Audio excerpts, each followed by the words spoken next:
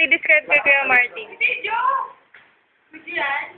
No. Dami kasi sang... One word lang. Yan!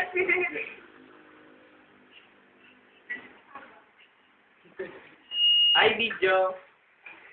Kunti lang memory card ko, sa inyo. Game, one word.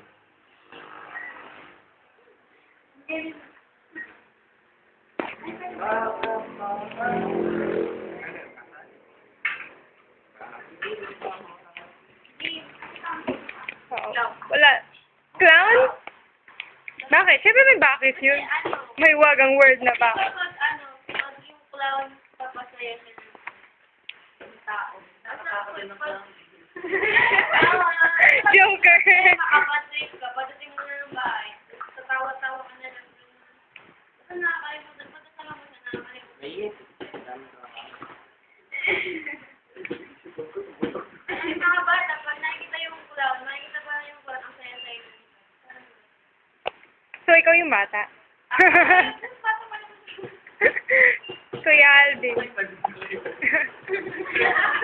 wag ka muna umuwi. Patapusin mo muna yung birthday namin. Birthday namin. Game. One word. Hindi na pala natutulog. Ah, sige, wala dito dito.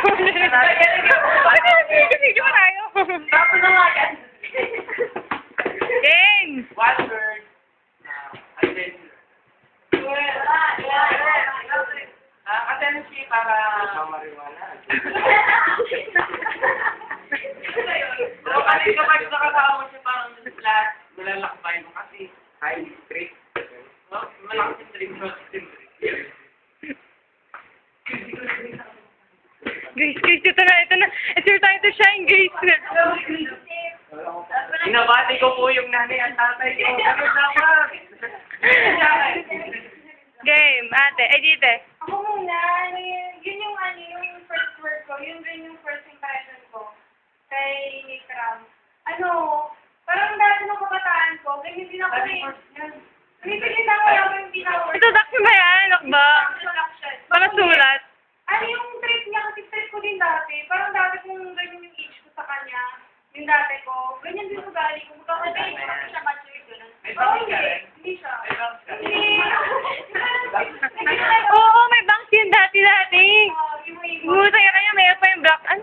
Dati siguro Sabat. mga kanyang edad ko mga third year high school. Grabe, yung trip na hindi mo alam kung saan mo butin. Yung gano'n-gano'n niya. Pinagmalaki mo talaga yan. Ayan, yung gano'n-gano'n niya. Iba yung trip niya. Iba may trip siya na, na trip ko din. Trip ba? May nakikip kaming, Bad trip naman.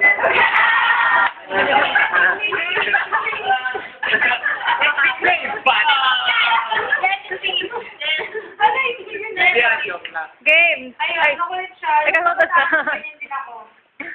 Makulit. Sige, makulit. Pero masaya yung kulit niya. Para sa akin, ganun ako eh. Ano ba yan? Kay Gina na eh.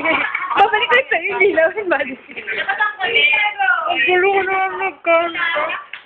Kasi every time na pupunta siya dito sa church, lagi niya hanapin yung gitara.